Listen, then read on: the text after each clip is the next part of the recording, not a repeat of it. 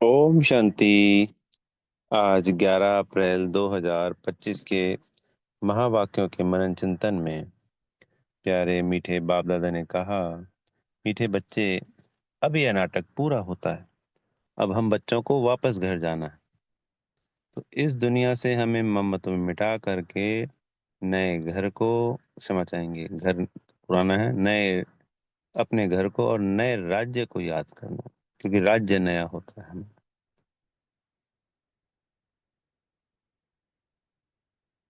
तो निराकारी झाड़ का हमारा परम धाम, शांति धाम, ब्रह्म तत्व,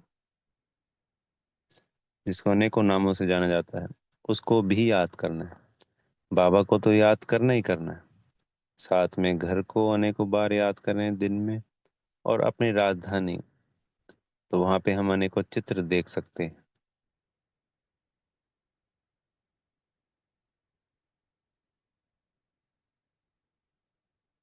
जैसे सत्युग के चित्र आते होंगे मोबाइल पे, तो उसको पहले हम चित्रों में देखें और फिर हम बुद्धि से विजुलाइज करें।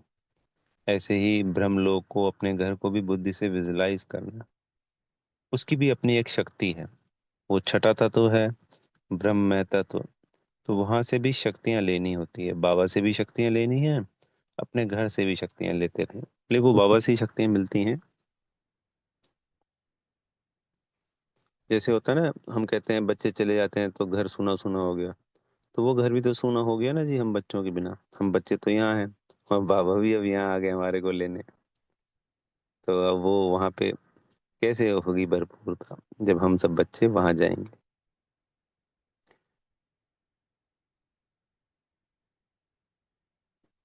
तो आज के प्रश्न उत्तर में था कि दान का महत्व कब है और उसका रिटर्न किन बच्चों को प्राप्त होता है। तो दान का महत्व तब होता है जब दान दी हुई चीज का ममत्व ना हो। दूसरा, हम उसमें ना किसी दूसरे को बताएं भी ना, किसी को पता ही ना चले हमने क्या किया या क्या करते हैं। कहते हैं भक्ति में एक हाथ से दे तो दूसरे हाथ को भी पता नहीं चलना चाहिए। तो दूसरी आत्माओं को तो पता चलने की बहुत दूर की बात है। तो जितना हो सके गुप्त रूप से करें, और जो कर दिया उसका बाद में जैसे बखान नहीं करना, किसी को बताना नहीं, और मन में भी संकल्प नहीं चलाने कि मैंने ये किया, मैंने वो किया। क्योंकि अगर हम थोड़ा गहराई से सोचें तो ये सब कुछ भी शिव बाबा का ही दिया हुआ है। तो वो तो हमें इस पूरा सत्युग की राजा ही दे के जाते हैं, और हम उसमें, यानी उन्होंने 100 रुपये दिए, अब रह गए हमारे पास 1 रुपया। अब इस 1 रुपये में हम 1 पैसा दान कर देते हैं, बाबा इस 1 पैसे को फिर से 100 रुपया बना देते हैं। तो जो बाबा ने दिया वही हम उनको, उसमें से 1 पैसा, यानी 100 रुपया देते हैं, उसमें से हम 1 पैसा उनको दे देते हैं। 1 पैसा भी नहीं है ये, तो उससे भी कम है अगर हम सत्युग के जो बाबा हमें देते हैं। तो 21 जन्मों की राजाई वो हमें देते हैं। तो दिल से ममत्व मिटा देना है हर चीज से, हर वस्तु से। बाबा ने कहा कि हॉस्पिटल कम यूनिवर्सिटी हमें खोलनी है, यानी सेंटर खोलने हैं। तो बाबा ने और अनेकों मूल्यों में भी पहले बताया हुआ है कि हर गली में सेंटर होगा। तो हर गली में सेंटर कैसे होगा, जब बाबा का हर बच्चा अपने घर को सेंटर बना देगा। क्योंकि 33 करोड़ भी तो आने हैं ना जी, फिर कहाँ पढ़ाई करेंगे। आज 9,000 सेंटर हैं पूरे विश्व में, छोटे बड़े मिलाकर, और लगभग कुछ लाख बच्चे हैं। 20 लाख, 25 लाख, 30 लाख, एक आइडिया है। तो ये जब 33 करोड़ तक पहुंचेंगे, तो हर गली में सेंटर तो चाहिए ना। शायद 2-3 सेंटर भी हों गली में, कोई बड़ी बात नहीं।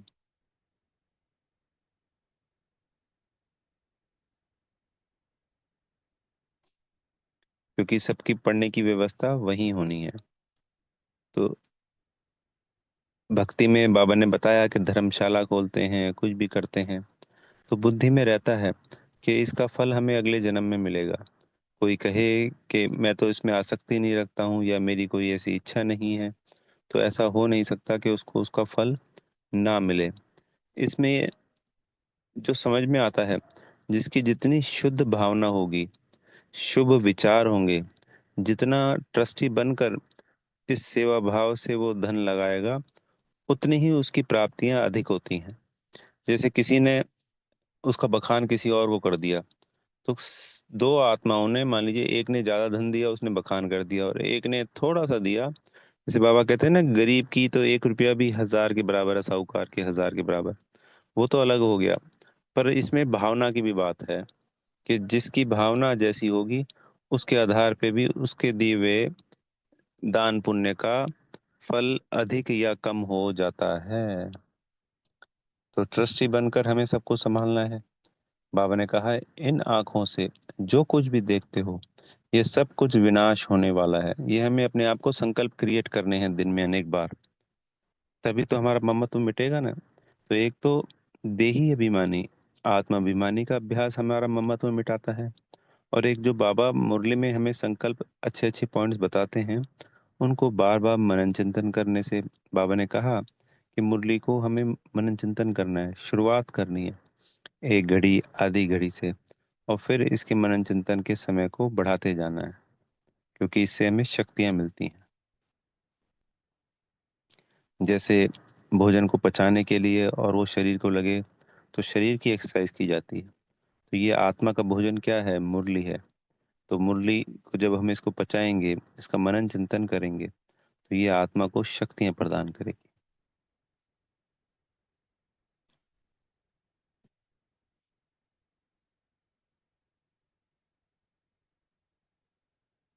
तो जब भी हम मुरली सुनते हैं, बाबा को याद करते हैं, कोशिश करें कि हमें कोई भी बाहर की चीजें, धंधा धूरी या घर बार याद ना आए।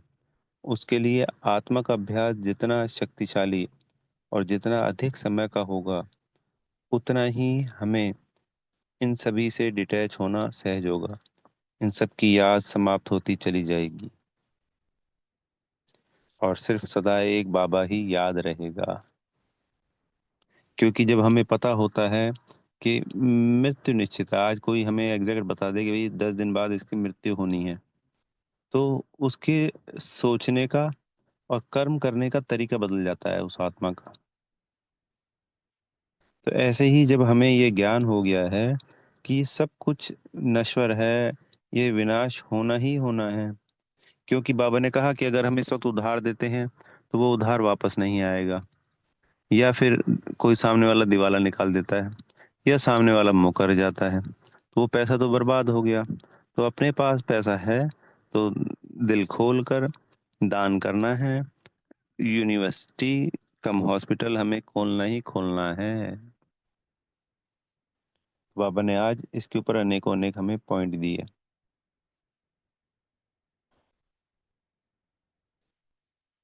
तो बाबा ने कई ऐसे भी कहा कि कई मनुष्य होते हैं जो अपनी जायदाद ही गवा बैठते हैं। तो हमें क्या करना है?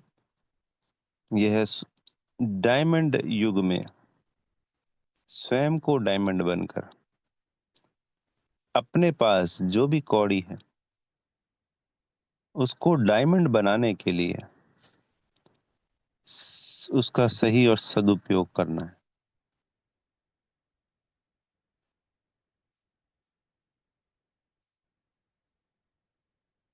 तो जैसे बाबा ने कहा, कोई साहूकार के घर जन्म लेता है, कोई राजा रानी द्वापर और कलयुग में जन्म लेता है, तो पिछले जन्म में दान पुण्य किए होंगे।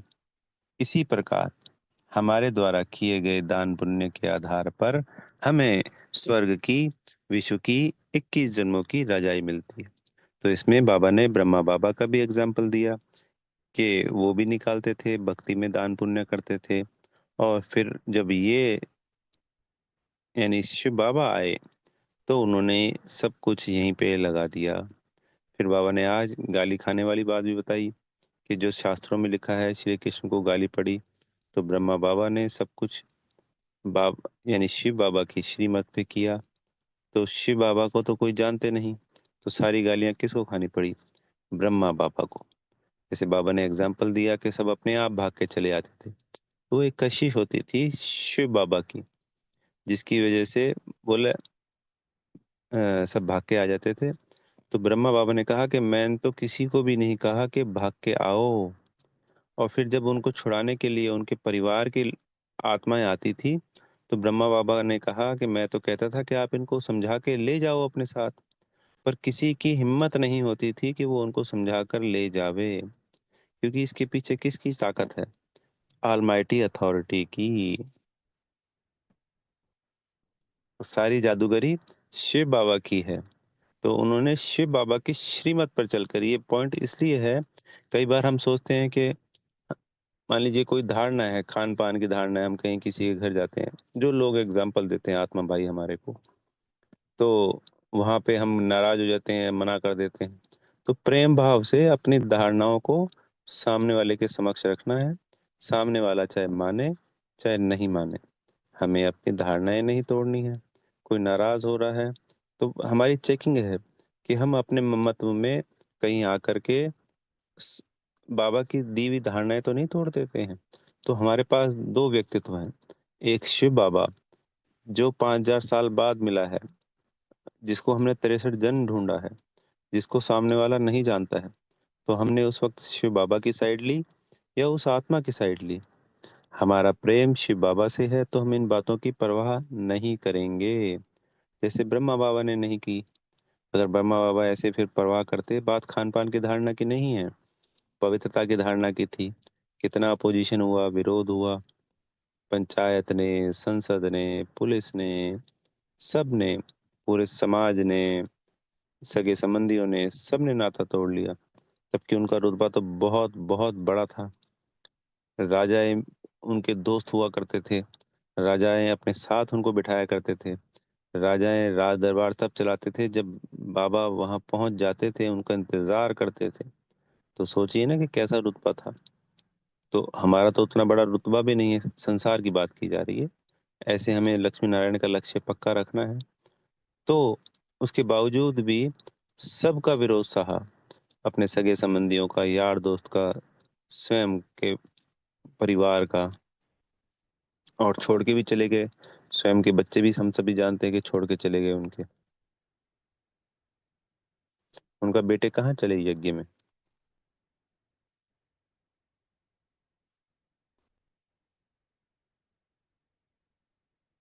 तो इस वक्त बाबा आया है, हमें बाबा की श्रीमत का संपूर्ण पालन करना है। अगर हमने अपनी उनकी श्रीमत का पालन किया, दूसरा, अगर आज टेम्परेरी नाराज भी हो गया, तो वो वापस हमारे पास ही आएगा, वो कहीं नहीं जाएगा। वो एक टेम्परेरी बात है, हमें अपनी बात बड़े प्रेम से, शुद्ध भाव से सामने समझा देनी है। फिर चाहे कोई माने चाहे नहीं माने, ये नहीं कि हम अपनी धारणाएं तोड़ देंगे। तो सिर्फ खान पान की बात नहीं है, अनेकों अनेक बातों पे हमें टोका टोकी होती है, रोक होती है। हर आत्मा के साथ अलग अलग है। तो उसमें हमें हमेशा बाबा की श्रीमत का पालन करना है। अपने मुख से कोई अपशब्द या ऐसी चाल चलन नहीं चलनी है जिससे दूसरों को दुख पहुंचे। अपनी मर्यादाओं में रहते हुए अपनी बात की समझानी दे देनी है, और बाबा की श्रीमत का पालन करना है। क्योंकि ये संसार अब सब समाप्त होने वाला है। सभी आत्माओं को उस एक यूनिवर्सिटी, एक हॉस्पिटल में वापस आना ही आना है। बाबा ने आज मुरली में कहा कि कई बहुत छोड़ के चले जाते हैं, पर फिर थोड़े दिन बाद वापस भी आ जाते हैं। तो जाएंगे कहाँ? एक ही हट्टी है, एक ही दुकान है, होता है ना। कोई एक दुकानदार होता है पूरी मार्केट में, तो मोनोपोली होती है। तो उसको छोड़ के कहाँ जाएंगे, चाहे फिर वो कैसे भी करे। यहाँ तो सब कुछ राइट ही राइट है, रॉन्ग तो कुछ है ही नहीं। तो ये तो अज्ञानता के वश दूसरी आत्माओं को रॉन्ग लगता है।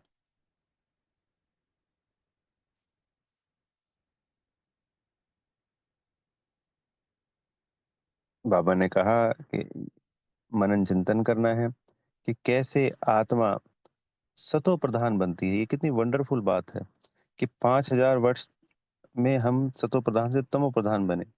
ऐसी कैसी वंडरफुल बात है कि आत्मा सिर्फ बाबा की याद से इस एक जन्म में, वो भी छोटे से समय, पूरा जन्म थोड़ी कि पैदा होते ही हम लग गए। एक स्कूल की पढ़ाई भी हम पढ़ते हैं, सीए, सीएस, डॉक्टर, इंजीनियर, कुछ भी बनते हैं, तो 25 साल लगते ही लगते हैं। कोई भी 25 साल के बिना बन ही नहीं सकता, नामुमकिन है। नर्सरी से लेके पढ़ना शुरू करता है और फिर अपने एम ऑब्जेक्ट प्राप्त करता है। और यहाँ तो 2 ढाई साल में ही अगले 21 जन्मों 2,500 साल की प्राप्तियां भी कर लेता है और पिछले 2,500 साल किए गए जाने अनजाने विकर्मों को भी दग्ध कर देता है। ऐसे कैसे आत्मा तमो प्रधान जो बनी थी 2,500 साल लगे, लगे तो 5,000 साल, पर मुख्य जो 2,500 साल के विकर्मों का बोझा है वो कैसे आत्मा सतो प्रधान बन जाती है। कितनी वंडरफुल बात है। इतनी बारीक सी चीज जिसको देखा ही नहीं जा सकता दिव्य दृष्टि के बिना, उसके अंदर कैसे ये 84 जन्मों का पाठ कितना बड़ा है, 5,000 साल का पाठ भरा हुआ है। बाबा ने कहा ये सब बातें मनन चिंतन करने की है। तो ऐसे ही मुरली से हमें कोई भी पॉइंट लेके उसमें मनन चिंतन करना है। फिर ये भी क्लियर किया कि यादव और कौरव विनाश काले विपरीत बुद्धि होंगे, और सभी पांडव, खाली भाई लोगों की बात नहीं है, उसमें सभी आ गए, वो इस विनाश काल में प्रीत बुद्धि होंगे। तो कौरव जो द्वापर की और कलयुग की आत्माएं हैं वो हमेशा विपरीत बुद्धि ही रहेगी। सिर्फ अंत तक इतना निश्चय होगा कि उनका बाबा आ गया है, शिव बाबा ही उन आत्माओं का पिता है, क्योंकि इतना निश्चय होने से ही उनको फिर मुक्ति प्राप्त होगी। बाबा ने ये पॉइंट भी क्लियर किया कि मोक्ष जैसी कोई चीज होती नहीं, इसलिए उस पे अपना समय लगाना या उसके बारे में सोचना या उसके लिए कोई पुरुषार्थ करना सब व्यर्थ है। जिसका जो रोल है वही निभाएगा। ना तो रोल रिप्लेस हो सकता है, ना चेंज हो सकता है, ना कोई अदला बदली हो सकती है।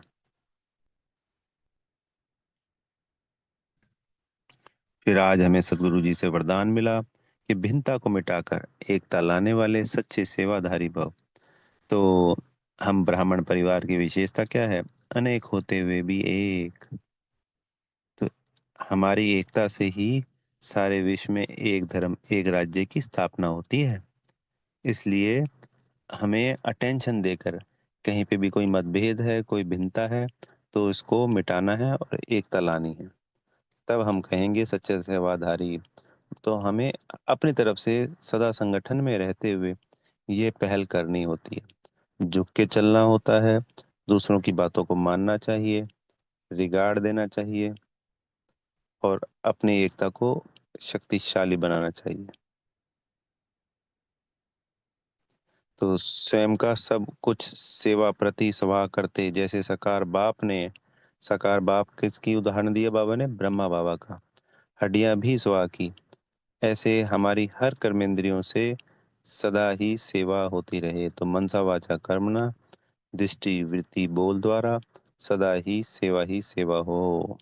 स्लोगन है कि परमात्म प्यार में खो जाएंगे तो दुख की दुनिया भूल जाएगी। तो परमात्म प्यार में खोने का एक ही रास्ता है, अपने को आत्मा समझ उस परमात्मा को याद करना। तभी हम परमात्मा प्यार में खो सकते हैं, क्योंकि उसके प्यार में खोने के लिए उसके जैसा बनना जरूरी है। तो हम तो हैं ही आत्मा, हम बन नहीं रहे हैं, हम सिर्फ भूल गए हैं। तो इसको हमें वापस इमर्ज करना है, याद करना है, और कंबाइंड स्वरूप की स्थिति में स्मृति में रहे सदा विजयी बनने वाले अव्यक्त इशारे में आज बाबा ने कहा कि सदा यह याद रहे, कंबाइंड थे, कंबाइंड हैं और सदा ही कंबाइंड रहेंगे। कोई की ताकत नहीं जो अनेक बार कंबाइंड स्वरूप को अलग कर सके। प्यार की निशानी ही है सदा कंबाइंड रहना। तो जब हम आत्मिक स्थिति का अभ्यास करेंगे तो ये जो कंबाइंड स्थिति का जो अभ्यास है ये बहुत सहज हो जाएगा, उसी के अंदर सब कुछ समाया हुआ है। फिर संसार की कोई भी ताकत किसी को भी अलग नहीं कर सकती। बाबा ने कहा परमात्मा तो कहाँ भी साथ निभाता है, हर एक से कंबाइंड रूप की प्रीत की रीति निभाने वाला है शिव बाबा। वो हर वक्त तैयार है, 24 घंटे 365 दिन। सिर्फ हमें ये अभ्यास करना है। उसने अपना हाथ बढ़ाया हुआ है, हमें अपना हाथ बढ़ा के उसको अपना हाथ दे देना है। तो हम जितना अभ्यास करेंगे उतना ही उस कंबाइंड स्थिति का अनुभव होगा, और उस रूहानी मौज का, अतीन्द्रिय सुख की हमें अनुभूति इस पुरुषोत्तम संगम युग पे सभी बच्चों को नंबरवार होनी ही होनी है, अपने पुरुषार्थ अनुसार। अच्छा, ओम शांति। बेहद का धन्यवाद मेरे प्यारे मीठे माता पिता बाप दादाजी का, आप सभी आत्मा भाइयों का और दिल से बेहद की शुभकामनाएं। सदा बिंदी बन उस बिंदी बाबा की याद से सदा कंबाइंड रहें और ब्राह्मण परिवार में सदा एक रस रहे, शीरखंड रहे आपस में, एकता में सूत्र में बंधे रहें। ओम शांति।